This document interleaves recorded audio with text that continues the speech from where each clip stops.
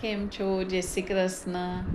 હું તમને એક વાત કહેવા માંગુ છું જે મારી લાઈફમાં થઈ છે તે.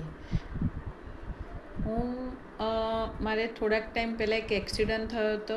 એમાં મારી કમરમાં તકલીફ આવી ગઈ હતી અને એ તકલીફના કારણે મને કરોડરજ્જુના જે નીચેના બે મણકા છે એટલા દુખતા હતા તે હું બેડમાં આવી ગઈ હતી. બસ તો પછી ખૂબ નાસીપાસ થઈ ગઈ કે સાલું હવે ઊભું નથી થવાતું, પડખું પણ બી ના કરાય એવી પરિસ્થિતિ હતી.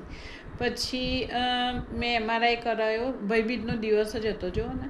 તો મેં એમઆરઆઈ કરાયો. પછી એમાં આવ્યું કે તમને આ ફોલ્ટ આવ્યો છે, જો થોડાક દિવસ રેસ્ટ કરો અને આ દવા લો એમાં આવી જાય તો ઠીક, નહીં તો ઓપરેશન કરાવવું પડશે.